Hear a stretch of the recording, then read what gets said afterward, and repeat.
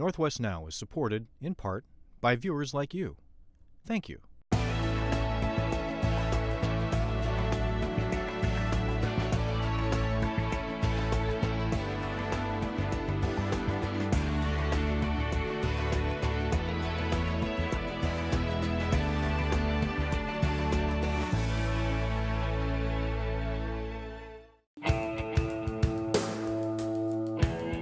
Who was I? I was happy, smiley, full of life.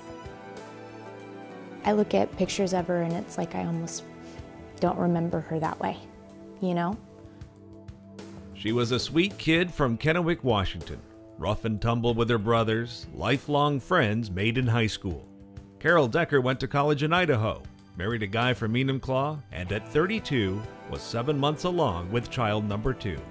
It was June of 2008, and while everything seemed fine, Carol was suffering from flu-like symptoms that at the time checked out normal.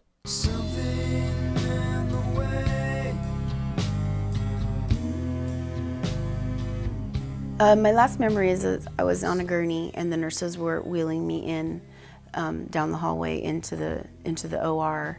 Those flu-like symptoms that Carol had been suffering with had covered up what turned out to be a serious infection. The infection brought on a violent systemic response called sepsis, requiring an emergency C-section.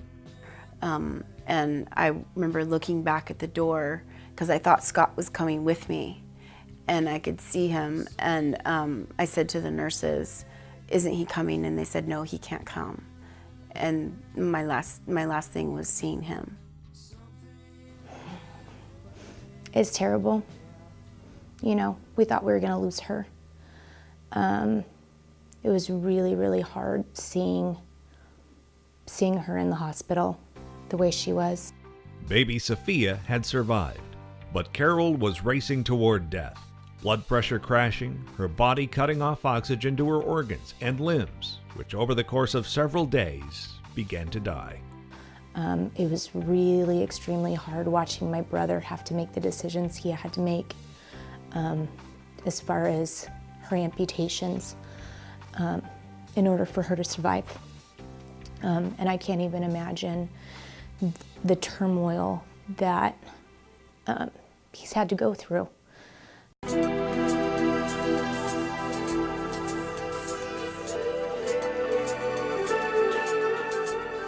Just the car ride in an hour was really agonizing. Getting into the house, having someone have to pick me up every time I had to go to the bathroom. I couldn't roll over in bed by myself. I begged my husband the first day that I came home that I wanted to go back to the hospital. After 3 months in the hospital, several brushes with death and multiple surgeries, Carol returned home to Enumclaw, her husband and daughters, Chloe and Sophia, but minus 2 lower legs and feet, her left hand, and her eyesight. Even her remaining right hand was damaged, and a lot of the skin on her limbs and hips was blistered like a severe burn. And to make matters worse, her amputations had to be covered with a huge section of healthy skin that was harvested from her back. And it went from across the top of her shoulders, down the sides of her back, just below her waist. That whole giant section, her entire back, was like a blister. And so they had this special dressing on her. It was kind of like felt. It was medicated. And they had to change that a couple times a day. And they would put her in the shower and start to run water on that dressing to just be able to lift it off. She was in excruciating, impossible, intractable pain. And so her mom and I stood there and watched this nurse try to shower this dressing off of her, and she cried and cried and cried and cried. And they had given her pain medication beforehand, and it just wasn't enough. After that demonstration at the hospital, Stout did the dressing changes at home, which remains one of the most painful memories for everybody who was involved. It was really unfathomable to really describe the pain. People say, you don't remember the pain of your birth, which is true for me, because you get this wonderful, beautiful child. I can definitely say that I remember the pain of the things that I went through with the wound vacs and the skin grafting and stuff, and the debridements and the wound changes. They were torturous. Yeah, they were really, really hard. I can't even imagine the pain that she's gone through. Can't even. Just the skin grafting and the debriding that they had to do on her wounds every day. They had to scrub her skin off every day, and there were just so many sources of pain. The skin grafts, the remaining sections of blistered skin damaged from the oxygen starvation caused by the sepsis, and the nerve pain that comes along with being a triple amputee. So, coming home meant living with the same pain, but having to manage it without some of the more powerful drugs available at the hospital. The pain hit me even more at that point, because they had stopped my methadone.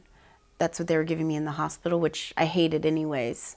But I stopped that and then went over to oral pain meds and other, kind of medications. But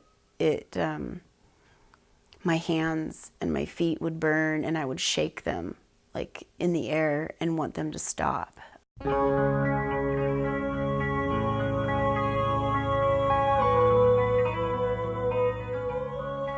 But someone would come in and lay by my side, and I remember them talking to me, and I would just burst out crying and say, I can't do this. I can't. Why is this happening to me? What should I, I don't, I just remember all these questions constantly and talking out loud, and my family sometimes would say, you don't need to talk about that right now. And then my mom would say, well, she can talk, let her talk. If she wants to talk, let her talk. And there was a lot of stuff being discussed in sadness, in anger, a lot of emotion, just filling the room all the time. A lot of Kleenex. Everybody was struggling to deal with the uncertainty. And for Carol, this story includes some journeys all the way down into the pit of despair. She was just in pain, just miserable. And we had plopped her up on the sofa and stacked her up in pillows so that she could sit up and try to get her as comfortable as possible. And her brother Sean came in from the backyard, and he said, what can I do for you? And she said, get me a gun. And he said, no way, we're doing this together. So that's despair. That's, I'm done, I'm not doing this. So Carol was very dark, very, very, very dark and very black at the beginning. She didn't know what was going to happen to her, how she was going to heal, if she was going to heal, whether she was going to be able to function, what was going to happen in her life. When I first saw her, she was really hurting, a lot of pain, both physically and emotionally. She was trying to get a handle on what had happened to her.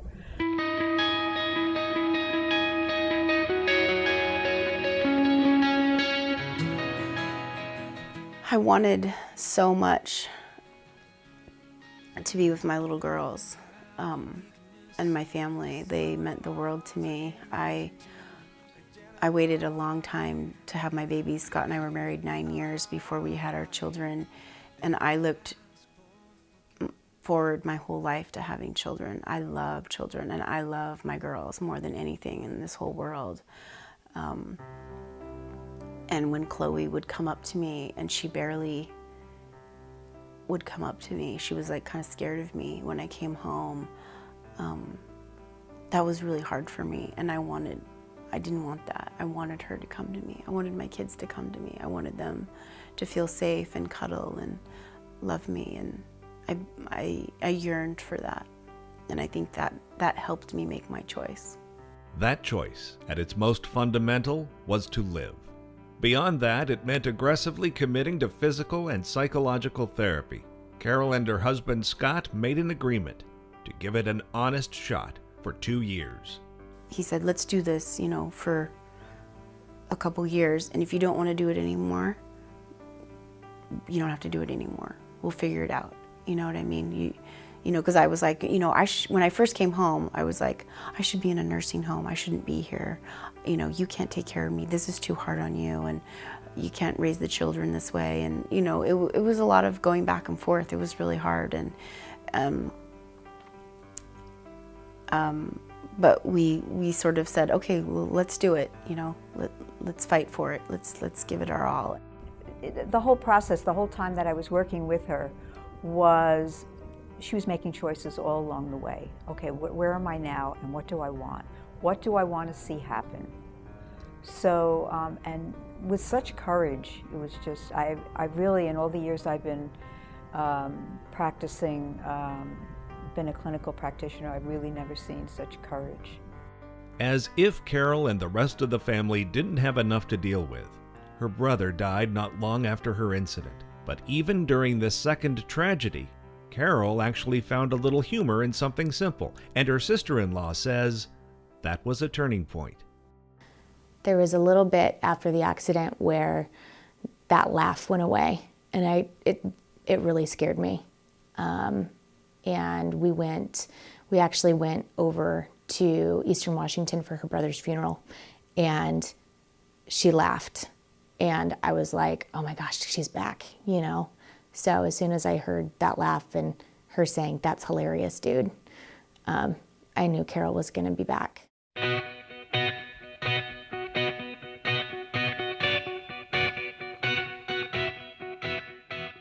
Instead of fretting at home, Carol surprised everybody by starting inpatient physical therapy just 2 weeks after her 3-month stint in the hospital.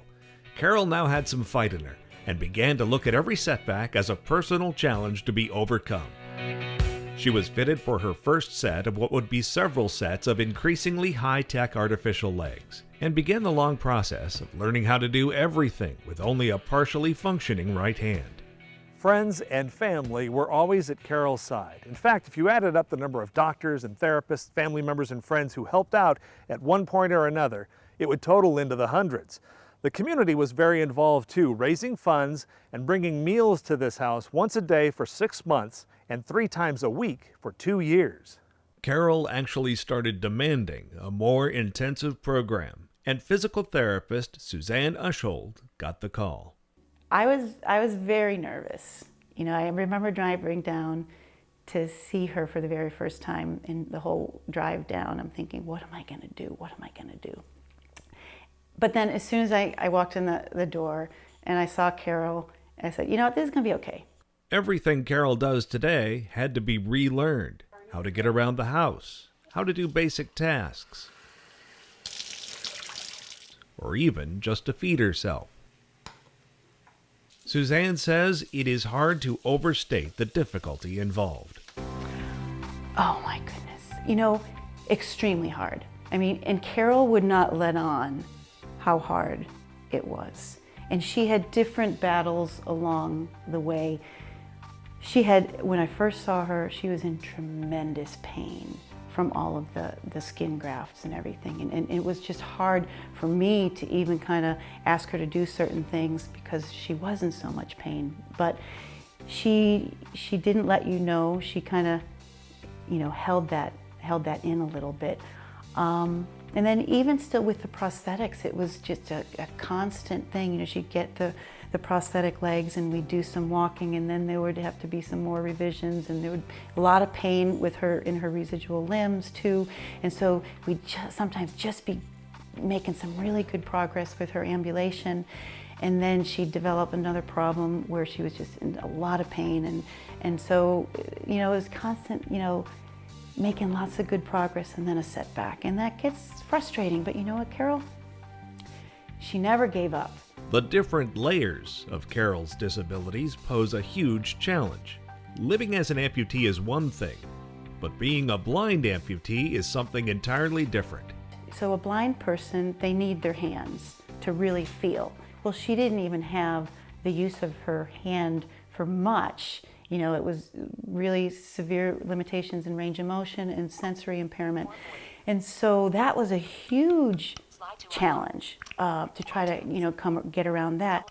These days, Carol is able to walk unassisted, but still needs training when it comes to balance and coping with uneven or unstable surfaces. You know, she's wonderful. She's got a heart of gold.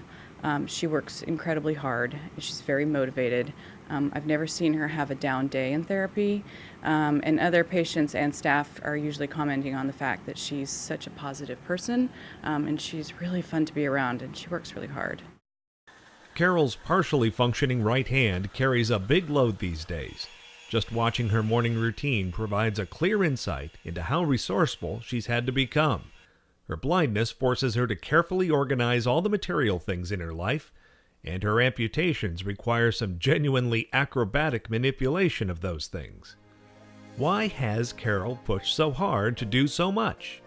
From the very beginning, she decided that she was going to give a normal, as she would say, a normal life to Chloe and Sophia. And she did. She has. She will. She's gonna, I mean, she's been the ultimate mother throughout all of this.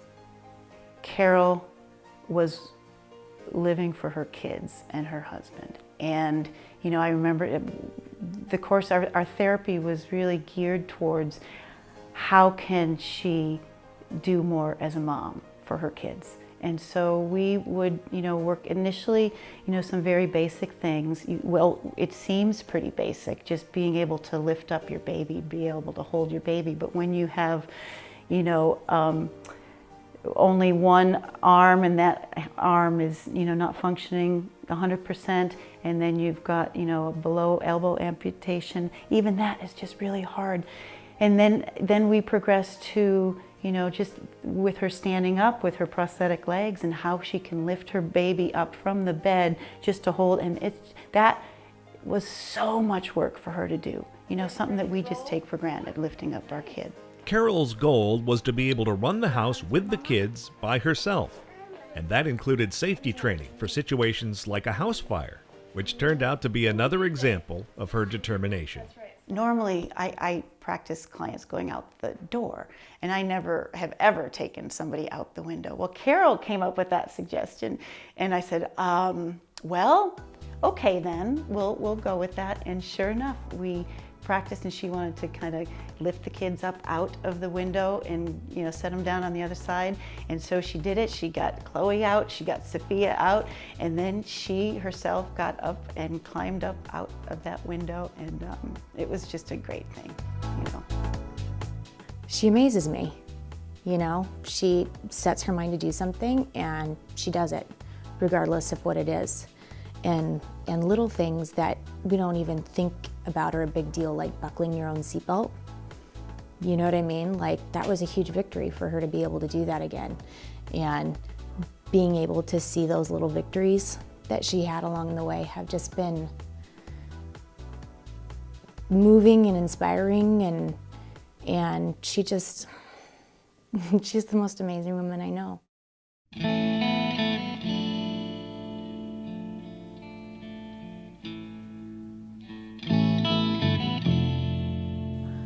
I kept dwelling on the past when I first came home and trying to be the person that I was before. And I wasn't going to ever be that person that I was before. Obviously, what had happened to me had changed me.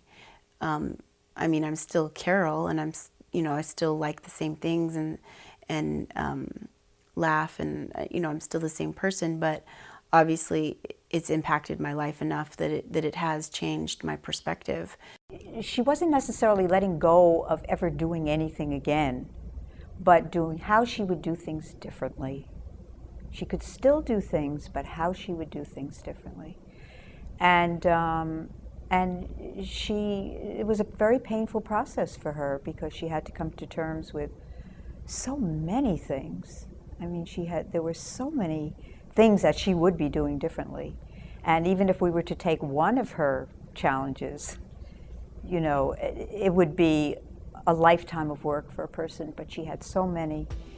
And she was just willing to work it through, and she, as you can see, she did. I had to let go, and in order to do that, I needed to talk it out. for me. And so I did. And then as I talked through it and said, okay, I can let that go now, you know, or I can put that book on the shelf. If I want to get out and read it a little later, that's fine. And it doesn't mean I still don't have bad days.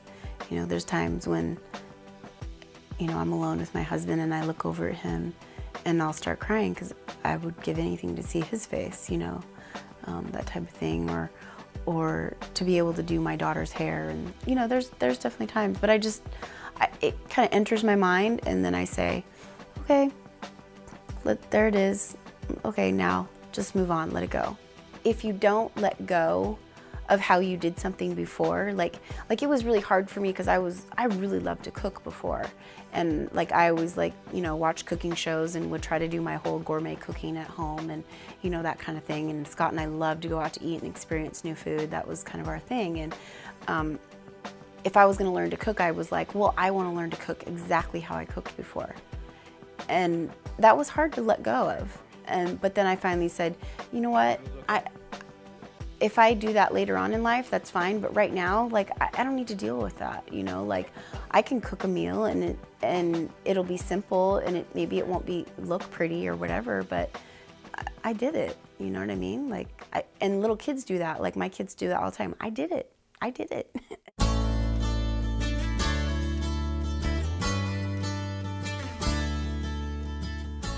It was really tough. I didn't know the first few months that I came home if you know, we were gonna make it. It was that hard.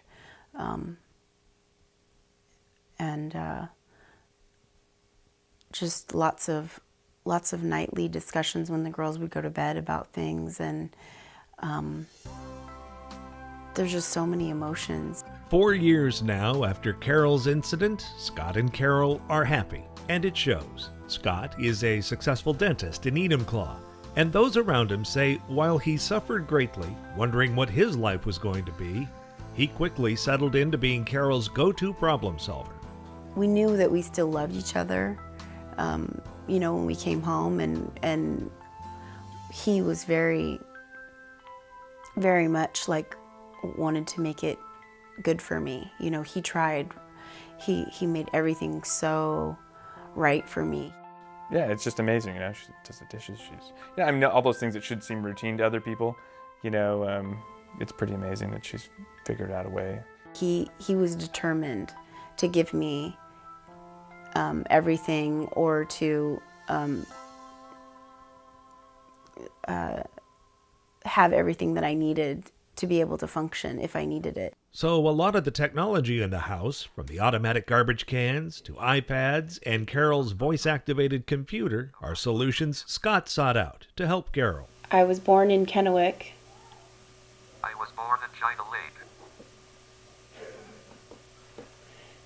Scratch that. Both say they enjoy a normal relationship again, in every sense. And Carol often says Scott gave her life back. I have to, you know, say, like, for most people, they don't really get to meet someone like that in their lives and fall in love like I did. And I really did meet my soulmate, you know, when I was 19, and I'm lucky to have met him and get to share the rest of my life with him.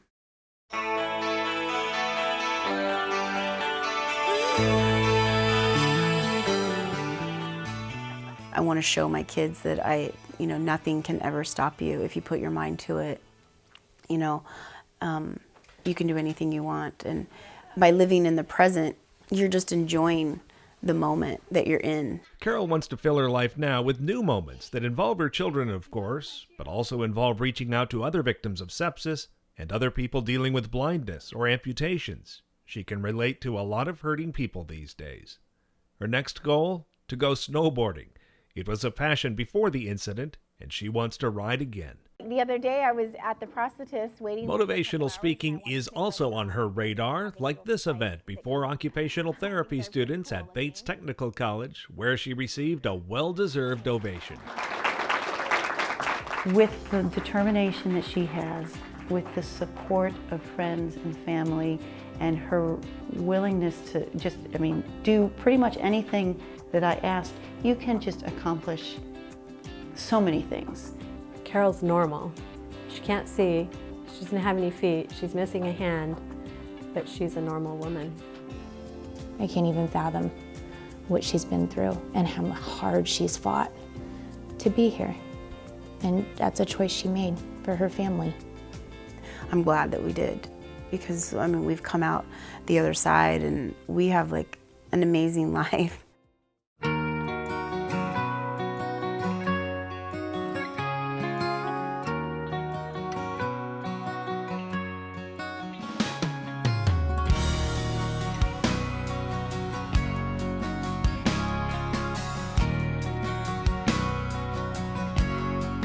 This is my life. It's not what it was before. All these feelings I've shared, and these are my dreams that I've never lived before. Somebody shake me, 'cause I must be asleep.